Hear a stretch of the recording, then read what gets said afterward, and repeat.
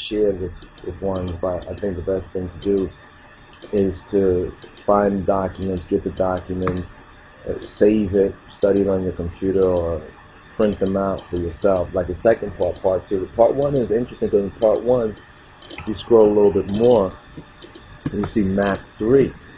Map 3 is very, very important. This is what first captured my interest, because it's what many of us had suspected, that Israel and Judah of the Bible is not in the location that people believe today. Like now, people believe that what they call Israel, the state of Israel, is where ancient Israel was. And there is an abundance of evidence through, I would say, the ages of the last maybe couple of hundred years, both older archaeologists and more modern archaeologists, who have tried to prove this idea that Israel, ancient Israel, was where they call Israel today, where they said that the Middle East, and all these preachers and pastors of white supremacy are like, and we got to support this so-called Jewish state because this is prophecy, and they talk about 1948, Zionism in the Old Testament. But now what I'm proposing, and this is the subject matter of a manuscript I like to work on, and this is kind of like just a kind of a working out some of the basic ideas. Makeda, the Queen of Sheba, Black Zionism. See, a lot of people don't understand when we talk about Black Zionism, we try to call it African Zionism, and it's also known historically as Ethiopianism or Yahweh, Ethiopianism, which really gained its modern day emergence in the Western Hemisphere among us as lost sheep of the house of Israel, or Falashas of the West, as black people in the West. A lot of the Hebrew Israelite patriarchs and matriarchs like Rabbi Matthews, Wentworth Arthur Matthews, and others kind of laid the foundation, the black Jews of Harlem, for what we are about today and where we stand. This is where we have the difference with some of the Hebrew Israelites, which you call them like the latter-day Israelites. In other words, it's almost like, take for example, you have Nation of Islam, and then you have the Nation of Gods and Earths, or the 5% Nation. There's a link between the two, Clarence 13X, and then we have the Honorable Elijah Muhammad. Then there's the whole thing about Fard Muhammad, and some say, well, it wasn't that Fard Muhammad, it was actually someone named Farad, or Farad, and so forth and so on, who actually was a so-called Arab, and not this Fard, Ford, who was actually a white guy who was another person put in. So I don't want to even get into that, but I just point that out because if you just look at this superficial story, you might get confused. But right here, this particular map right here is very, very interesting, but we need to understand more about Black Zionism, as Black Zionism emerged in the Americas and the Caribbean around the turn of the century, in the early 1900s, and even before that in the late 1800s. But if you go into African American and Afro-Caribbean history, you'll see that the Europeans, the slave drivers, slave masters, the pirates, so forth and so on, who, oh pirates, they robbed I, and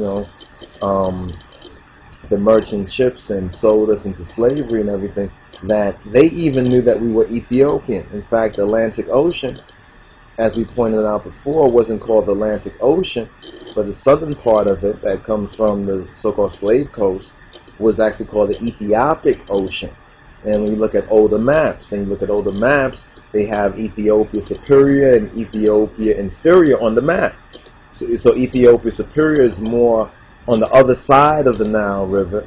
Now when you cross that river, as the Bible talk about, you come into West Africa, central to West Africa, and that's called Ethiopia Inferior. You know what I'm saying right here? So they are the ones who ascribe these ideas. So now when we look at the map today and we look at how history has been rewritten today by them, by Eurocentrists and so-called Jews, those who call themselves Jews and everything. They have totally altered and disfigured a lot of the historical evidence. If you look in a dictionary, Old Webster's, called Negro and Ethiopian. If you look in a dictionary today, you probably won't find that definition on the surface unless you go to the Old Webster's. So that's why we just spend the time on that idea right there. So the Europeans will talk about Zionism, and they'll tell you about 1948 and the state of Israel reclaiming their alleged promised land, so forth and so on. Now the whole world, and you get a lot of ignorant black Hebrew Israelites that think, well, we're all going to return to the Palestinian beach.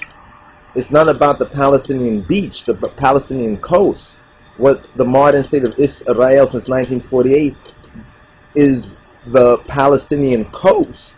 It's not the original Israel of the Bible. And this is one of the major reasons why they have such a problem finding archaeology.